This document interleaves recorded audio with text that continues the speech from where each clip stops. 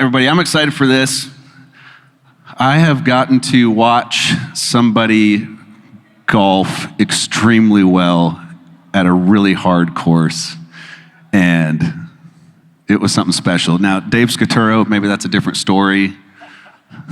Sorry, Dave, throwing you under the bus already. But I'm excited to talk to my friend Rocky Cherry here. Rocky, give us your 1 minute to 5 minute intro. Awesome. Well, it's good to be here with you guys today, and I'm always honored to be here, grateful for the opportunity to speak to people that bleed paint, right? That you guys love what you do, I love what I do. This industry is just an amazing opportunity with so much success at your fingertips, and we just got to continue to grow, and that's what my title is Chief Growth Officer with Cherry Coatings. We're based out of Dallas, Texas, and we've had a lot of success, but we started off where you guys were. So it's a journey. Yeah, talk a little bit more about your history, because I think it's fun to hear that you guys are, is this second or third generation now, and kind of how I think that transition is important to the overall story. Yeah, so my brother is a CEO, and we are second generation. Sometimes we say third just because my uncle and my father, who started Cherry Painting, which is now DBA Cherry Coatings, they learned and were part of the business with my grandfather, which was Ed Ray and Sons. And so technically under Cherry, it's two generations, but it's three generations of painting, and he learned painting from his uncle, so it's kind of just been part of our family. So my dad started the company in 1968, and he was sitting on like a mid-rise building, like 5 stories, and his feet were hanging off the edge. Back then, safety didn't really matter. And they were having lunch, and he was with his best friend, Bobby Wood. And he was looking over the Dallas skyline, and he said to Bobby, he's like, "Bobby, I'm gonna be the largest paint contractor in the state of Texas one day." And Bobby laughed at him and said, "Pat, you're uneducated, you don't have any money. These other paint contractors, they've got more people, more relationships. You're a loser just like me." And so my dad did what any gentleman would do. He pushed him off the building. No, he didn't. Clearly, or I wouldn't be here today.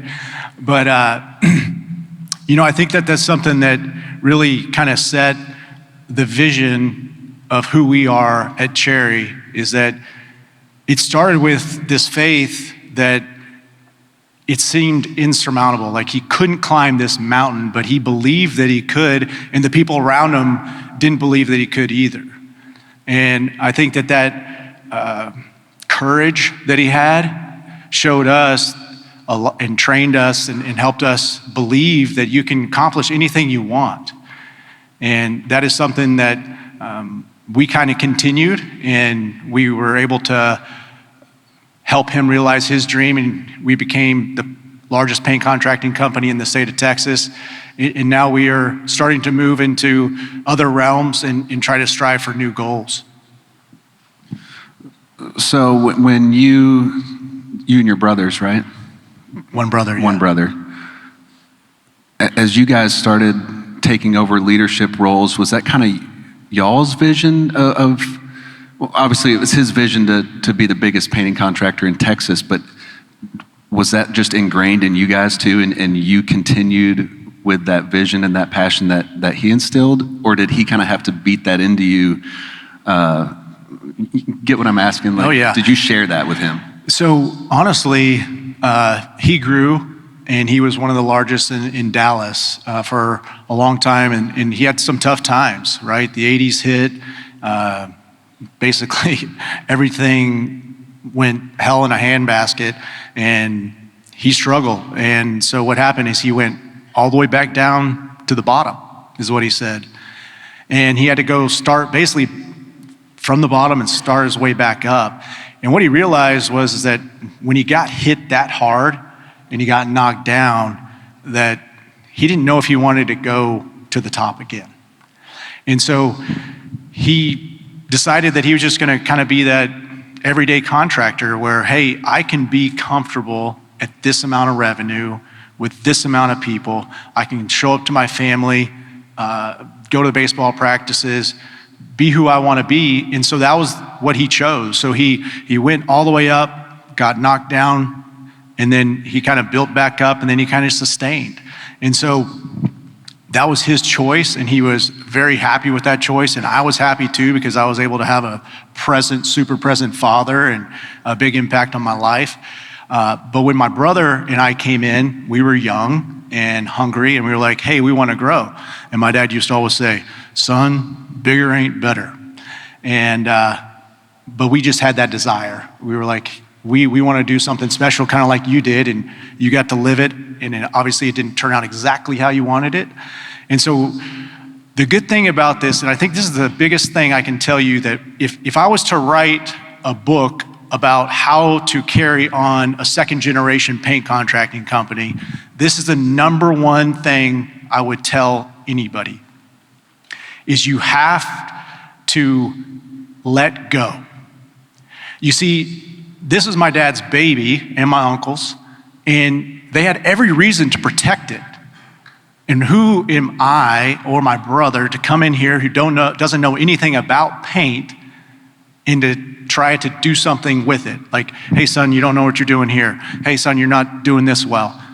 And so what he did is he let go. I remember we would come in and I'd be like, Dad, we're losing ladders. Ladders are just like, we have no inventory of ladders. And he was like, okay, we'll go figure it out. And so I went and tried to figure it out. And what I realized is that it wasn't there was no ROI on tracking ladders and where they were and all that stuff. And I came back to him, I'm like, oh, Dad, yeah, the ladders thing didn't really work out. He's like, yeah, I know. I tried it too, it didn't work. And then another time, we were like, hey, we're gonna go try this insurance and we're gonna do this. And he was like, okay, we go try it, come back a year later or so and like, hey Dad, that didn't really work out. He's like, yeah, I know. And you see the trend here? He did this over and over and over. He let us try and he let us fail. And sometimes things worked out for sure, but he'd already been there. And instead of just managing us or micromanaging us and say, no, don't do that. Go focus over here. No, don't do that. Go focus over here. He kind of let us find our own way. And so what happened is it allowed us to actually learn the business sooner and to have more leadership type decisions along the way, which really allowed us to grow. You know, you think about this. Sorry I talk so much, but family wealth. When you look at family wealth, you always have these people at the very top that make all the money, and it sets the family up for generations. But what happens is you have that saying, the shirt sleeve to shirt sleeve. The first generation creates the wealth, the second generation enjoys the wealth, and the third generation goes back to the start, right? They lose it all. And the reason is because the person who made all the money understands how to manage that money, but they control it the whole time because they're building the trust. They are doing everything involved with it, and they're never really teaching anybody else what to do. They're just saying, hey, you get your money when you turn 30. You get your money when you turn 35. I'll buy you a house. So people really don't know how to operate or use money. And so what happens is that they just use it as a resource, but they don't know how to manage it. And that's the lesson that my dad taught us, is that you've got to let go and teach people how to manage it and not just use the resources that you give them. And so I think that is something that's really created growth for us through this, next generation, is that we are trying to pass on the leadership role to others. And that's created that growth for us, is that we wanted to grow, and we use the same model that he kind of taught us by letting other people make mistakes and, learn.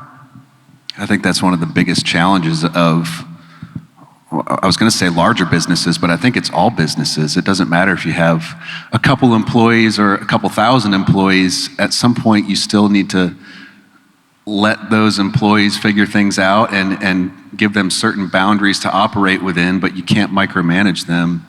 So how do you approach that with with developing leaders now of like how much leeway do you give them? I know you guys are very strong on vision and values, and you know your name is still on the company. How do you let some of those people fail, and how are you okay with that? And where does that sit for you? You know, that's a good question. It's kind of like a small loss for a great gain mindset. And so I'll use this example. We had one of our leaders that he wanted to grow a significant amount the next year.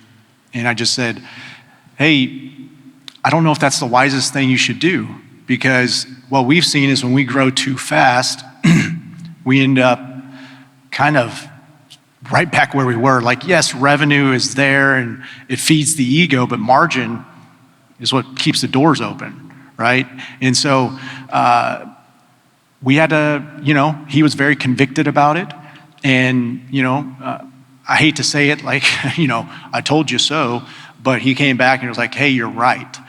But that lesson, a lot of times people, you can be told what to do, but you don't do what you're told, right? You have to experience it. And so I have to look at it from my own lens of that my dad told me some things not to do, and I did it anyways, right? And so how am I gonna have that same expectation if I don't do that myself? Now, as I've gotten wiser, I've realized that I should listen to people, and that's, you know, been beneficial. But at the end of the day, our name is on it, but as long as they're following like our core things that who we are, like, hey, we're gonna always hire people off of our core values. We're gonna review people off of our core values. We're gonna live out our core values. We wanna make sure we're following our vision and our mission. As long as we're doing those things, I think that there's little things around you that you can kind of make a little bit of mistakes on that will be for a greater good.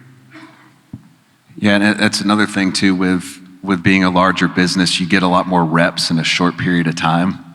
And you're probably seeing patterns more quickly when there's, you know, say it's 20 estimators doing something over a couple cities. You're like, okay, we need to change this or put these boundaries in place so that we stay on target. Whereas if you've got one person doing this, it may take you years to figure out that you were kind of going down the wrong path. So, what are some of the things that keep you up at night as it relates to the business? Oh, that's a good question. You know, I want to go back to something real quick before I go. You said larger business. Yes, we are a large business, but we started off as a $3 million business. When my brother entered the business, we were $3 to $5 million in revenue. When I entered the business, we were $9 million in revenue. We know what it's like to be small. When we opened up our office in Austin, Texas, that was our first time outside of our, you know, city of where our hometown was and everything. And when we did, we actually thought about pulling out of there because it was a little difficult, right? You lack getting revenue. You think you hire the right people, and then you question them. And so, like, at the end of the day, we are a large business, but we still experience a lot of the same things that you guys do.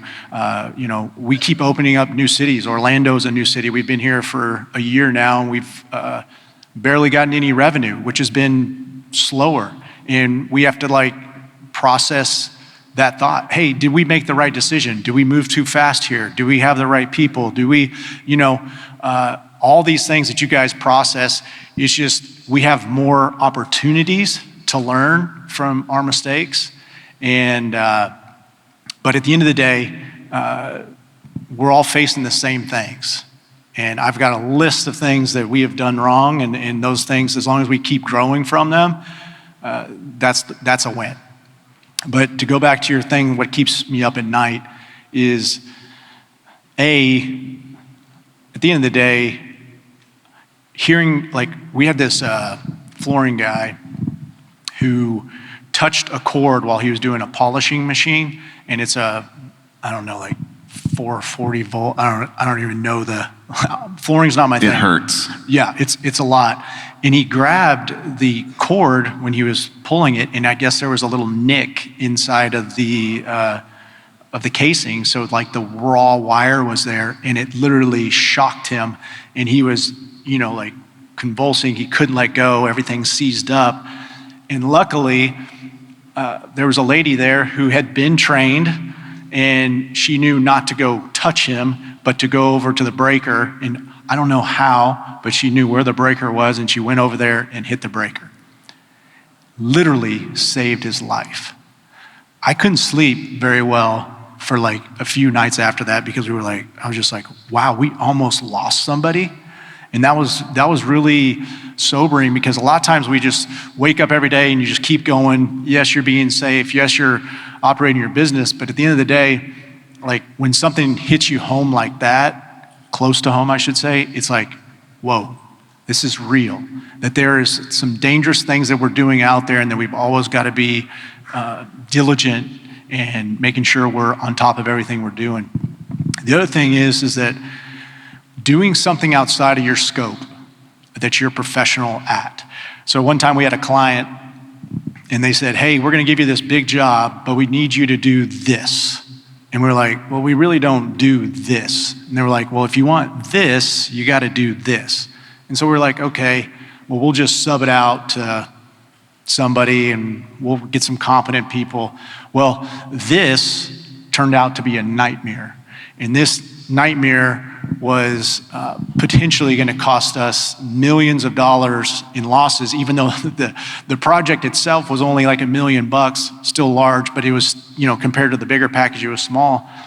And yet the ramifications of like missing on that was going to be detrimental to us. And that kept me up at night, because we didn't know the outcome and I couldn't solve the problem. We had to rely on other people. And so that was something that we have learned continuously through our career, is that like, you don't know what you don't know. And a lot of times we're like, oh, there's an intumescent job over here. Have we done intumescent? Yes, but if that's large scale, maybe not. Oh, tanks, yeah, we've done tanks, but tanks over here, have you done that? Do you know it well enough? And so these are types of things that we have to constantly remind ourselves is, who are we? What do we do? What is our sweet spot? And make sure we stay in line with that, because after experiencing we've worked our whole careers to be at this point, and it could all be ruined like that by a mistake. We got another sub, that sub didn't do good either. I mean, we were literally like, what do we do here? And so that's probably the biggest thing, is like, I can solve what I know, I can't solve what I don't know. So like, why create stress for myself and put myself in positions, or our company in a position that we're just not experts in?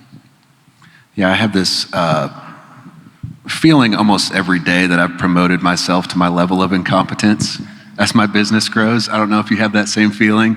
Often it relates to leadership and my ability, or maybe inability, to train people. So how do you approach that thought, and especially having probably hundreds of mid-level managers now that you guys are trying to train and grow, and how do you overcome your limitations? Is that through hiring other people? Is that through elevating yourself and continuing to grow to be able to then help your people grow? Talk to that a little bit. Yeah, great question. So Matt, I think the biggest thing is that the one thing we can control is our personal growth, right? Like a lot of times people say like, oh, my wife, my spouse, like we just don't have a good relationship. If she would, if he would, they would do this, then it would be okay. And the thing is that what it really should be saying is that what do I need to do better to make that relationship better? And so I think the first thing is you got to take responsibility of knowing, hey, I can do only what I can do, but I can also improve myself, because if you improve yourself, that's the one thing that no one can ever take away from you. You can't get taxed on it. You're going to live with how you improve yourself. And so within that, when you improve yourself, I think that also you learn about who you are. And that's when you got to know what your limitations are. And so the one thing I think is very powerful is, EOS, Entrepreneurial Operating System. I think a lot of you guys either use it or have heard of it.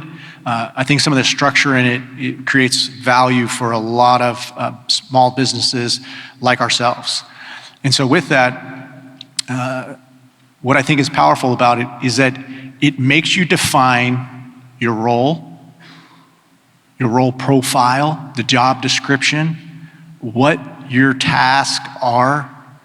And so it really defines of like, hey, if you're gonna sit in this seat, this is what you need to be doing. Because a lot of times when you're in a small business, what happens is you wear all the hats. You got your payroll hat, your accounting hat, your insurance hat, your operations hat, and you keep doing all these things and you touch all these people, and what happens is that everybody has a problem, they come to you. Hey, here's my monkey, will you fix it, feed it, it's hungry, whatever, and then they bring it back, and then you take care of everything. And so the one thing is EOS gives you that structure of like, where do I sit and where do I need to be? Because a lot of times in the past, my brother and I started swimming in the same lanes. So we would be giving advice to people from two different perspectives, which is good, but it also caused confusion. Like, who are we supposed to listen to? Which way are we supposed to go? There was a little bit of pride, like, hey, my way is right. He's like, no, my way is right, right? And so I think at the end of the day, knowing who you are from self-growth allows you to be like, this is what my best suit is. Because each one here, you're probably more of a visionary or you're more of an ops person, and you gotta understand that's where I need to sit, and do I hire someone to complement me? Do I train somebody within to complement me? Like, what do I need to do to fill my gaps? Because we all have gaps. I think a lot of people are always looking for that, maybe that silver bullet of who do I hire next if I'm in that $2 to $3 million range where you're trying to get to that next level, which is probably the hardest jump you make, is the $3 million plus jump. What advice would you give people of like, what is that next hire, or what is that, how do you guys did that jump, what was that like? How did you and your brother separate those roles, and then who did you kind of hire next? Well, before you can go to even hiring somebody, you gotta know where you're going. Because like, at the end of the day, if you know where you're going, then you're gonna know like, hey, I need to add this amount of personnel, or I'm gonna need this or need that. So it kind of gives you clarity. If you're going somewhere, in order to get there, what do you need? And so that's the first thing. The second thing is that a recruiting friend of mine told me this. He owns his own recruiting firm, and he said, Rocky, the more people you have at the top of the funnel, the better at the bottom of the funnel. A lot of times I feel like there's not a lot of paint contractors. There's not like a school for painting where people come out of. And so our resources are limited, except for maybe, a lot of people from either our manufacturers. That's probably the most people I see hired. But also, we have to find enough people to put at the top of the funnel. And if you do that, you're gonna really find out what you need at the bottom. And so, like, you know where you're going.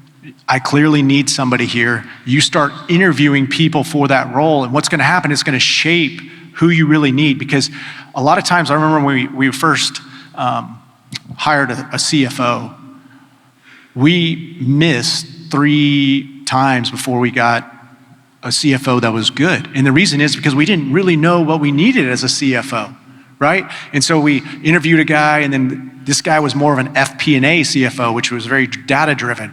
Well, that wasn't who we were looking for. Then we hired another one, but he was more of a banking relationship kind of guy. And we were like, oh, that's not exactly what we need over here. And then we had another guy who was more of a manager. And so what happened is like, after all those misses, we were like, oh, this is what we need.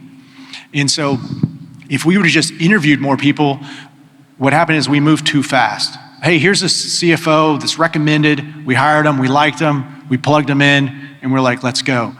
if we would have interviewed multiple ones, we would have seen like, oh, this guy's skill set's this person's skill set's this, and then we would have really been able to dial it in. Not saying we won't miss, but it'll at least put you in an opportunity to have more success. Yeah, I think I'm looking at Jeff over here. He said something to me the other day that recruiting is, it's on a continuum, it's not an event. So if you're in the mindset that, oh, I need somebody, I need to start this event of recruiting these people, you're probably missing getting that big funnel, as opposed to having the mindset that you're always recruiting and always filling the top of that funnel. Yeah, I mean, always be selling, always be recruiting. Because in our business, you're gonna walk across people in all walks of life that could be a potential fit in your business. So at the end of the day, always be recruiting. I know you're super big on your home life, being home for dinner with the kids, doing the sports stuff. Was that always the goal when you built the business, kind of that bottom-up mentality that I'm gonna be home for dinner, I'm gonna be home on the weekends, whatever it may be, and then you molded your business around that? Man, that's a good question. Clearly my dad showed me what a good father looks like, and I wanted to be like Dad, so that was a good starting point for me, is I knew I wanted to be present. But the one thing I saw is that when I had success, I played Major League Baseball prior to coming into the paint business, and when I made it to the big leagues, I remember that it was an amazing accomplishment. It felt like the job you just landed, or the hire you just made, or whatever. It feels like this high that is just really great. But after you win that big job, what happens the next day? You go back to regular. It's just every day you just move forward. And so what happened is that I kind of saw that no matter what success life brought me, whatever the world could give me, rust and moss would destroy, is what the Bible says. And what happened is that I realized that my greatest accomplishment on this earth is my relationship with Christ and how I can serve others and glorify Him. But number 2 is my family. Like at the end of the day, if I make them, if I shepherd them well, that is going to be more fulfilling, more lasting. It's just gonna be an abundance that I don't think I'll ever get tired of. But also, it's something that you can never accomplish either, right? It's a constant work. You'll never hit the pinnacle of being a perfect dad, a perfect husband, perfect wife, right? It's a continuum. And I think that's what's great, is that like in business, sometimes we can hit these goals like, oh, I want to be a $5 million paint company. You hit it, and then you're like, oh, what's next? And so what I saw is that through success in the world, I saw that there was more out there. And where I've seen more fulfillment in my life is where my heart is filled with like love towards others. And so like being a dad and parenting my children, do I miss all the time? Like I missed last night, right? Tonight I go fly home, and instead of being with my kids, I go to a board meeting dinner, right? I still miss, but I do know where my priorities land, and I try to make it as much of an effort because that's what's the most fulfilling to me. Yeah, I think I've seen this at probably half of the retreats that I've done with Nick Slavic. The conversation has changed a lot from what marketing strategy should I have, or what project manager should I hire next, to why am I doing this? And I think once you figure out your why and your purpose and your passion for your business, I think naturally you become a lot more successful, and B, your fulfillment level is so much higher. And I think that's wise of you to kind of start with that. And I'm sure you've developed it and changed it over time, but it's refreshing to hear somebody that wakes up with a purpose. I think you have some other kind of neat goals in your company too, as you're developing leaders and maybe making some acquisitions and stuff. Kind of talk about what some of the goals are for other people in your company and how you're shepherding those people. So, first off, if you don't have a why for your business, please get one. Like ours is impacting lives. And although our goal is to reach certain milestones of revenue and profit and things like that, that's important, right? It keeps the doors open, allows us to bless people. But at the end of the day, ours is impacting lives because we truly want to make people feel special. Because in this paint industry, painting is becoming respected, but in the past, it wasn't always the most respected trade. And, one of our things was we can impact them by them being a part of a company that's like, wow, you're a part of this? You'd work on this type of job? And so this has been very fulfilling for us is having something more than just revenue, but like, what's your why? And I think that's super important. Go back to the question again. What was it on leadership? I know you have some goals. For people in your company, or as you're going into new towns, making acquisitions, either through partnerships of just how you want to see these other people succeed, because then it makes the core of your business succeed. Yeah. Well, if you're on EOS or know EOS, they have what you call the Vision Traction Organizer. VTO is what they call it for short.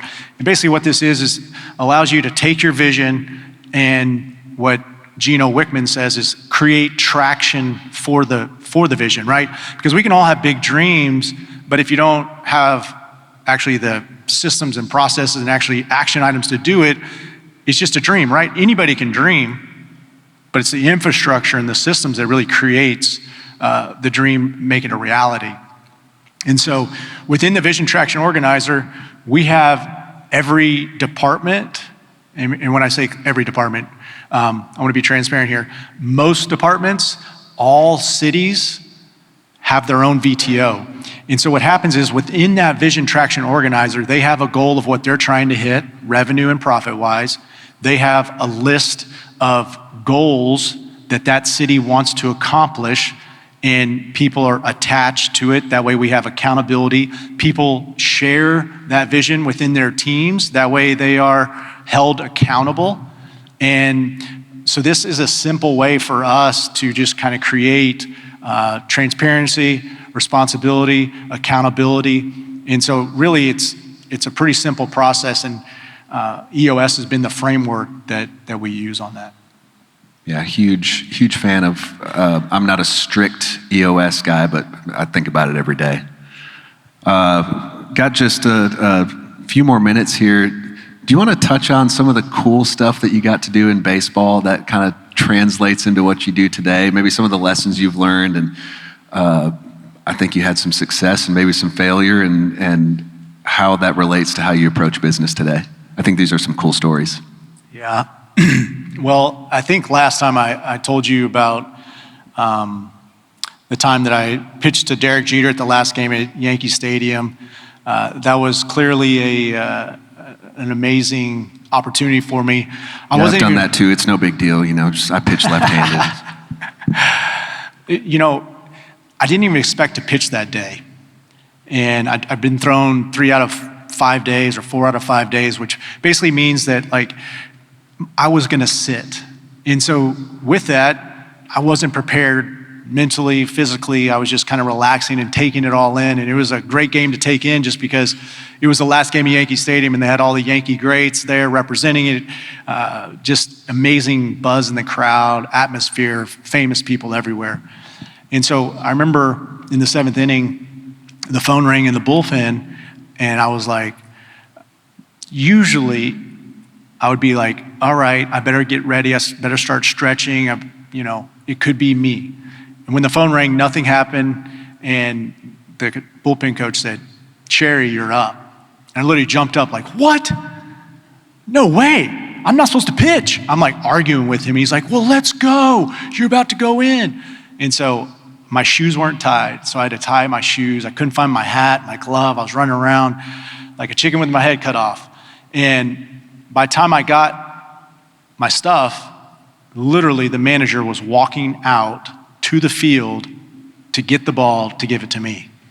And I was like, oh my gosh. I hadn't even thrown a ball yet, so I grabbed a ball and I threw literally like 3 to 5 throws, and they opened up the gates and they're like, you're in.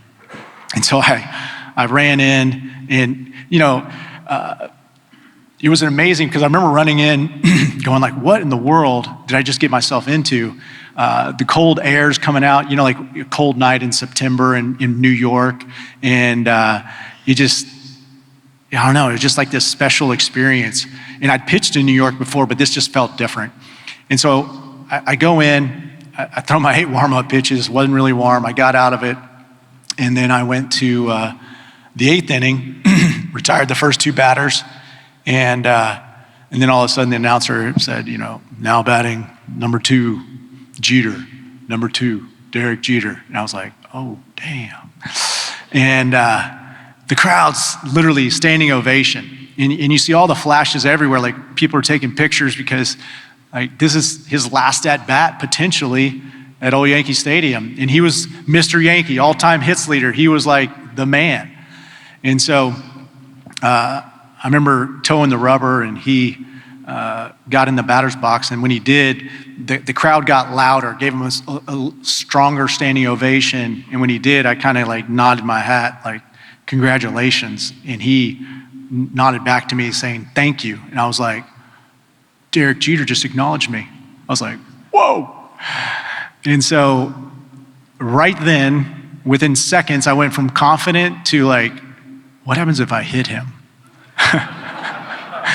And so this fear came across me that was just like, oh my gosh, what did I get myself into? And then from that, it turned into like, hey, I'm gonna give him an opportunity to hit. And it was the first time in my career where, as competitive as I was and am, that I was like, this guy is bigger clearly than me, and what an opportunity he has. So I'm gonna give him a chance to hit a home run.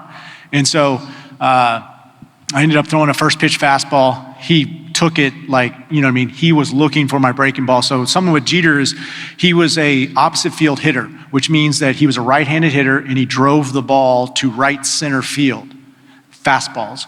But on breaking balls, he would pull them.